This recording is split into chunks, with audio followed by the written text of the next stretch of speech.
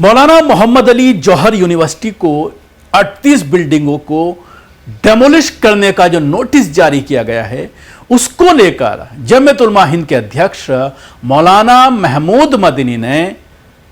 सवाल खड़ा किया है और ये कहा है कि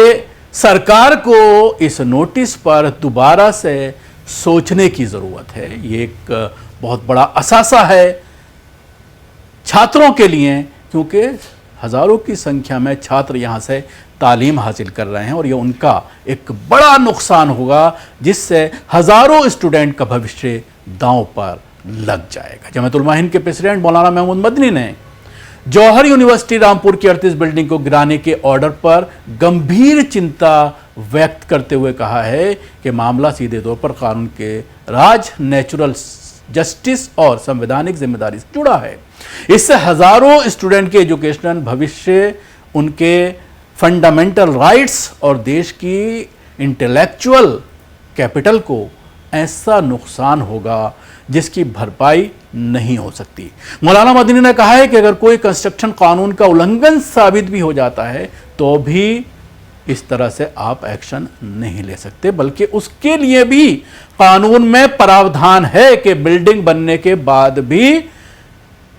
उत्तर Pradesh town planning and development act 1973 का सेक्शन 27(1) खुद इस बात को सपोर्ट करता है कि सभी मामलों में बिल्डिंगों को गिराया जाना जरूरी नहीं है। अगर कोई बिल्डिंग बेसिक लैंड यूज या मास्टर प्लान से अलग है तो अथॉरिटी कानून के हिसाब से बदले हुए मैप को मंजूरी देकर रेगुलाइजेशन, डेवलपमेंट फीस,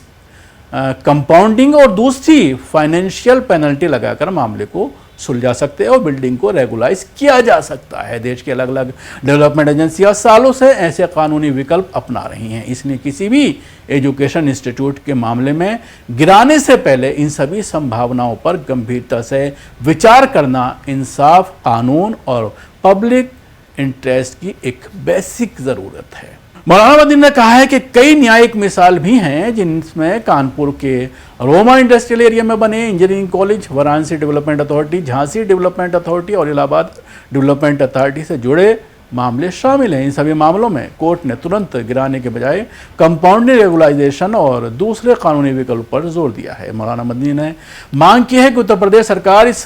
सेंसिटिव मामले में संवैधानिक जिम्मेदारी और कानूनी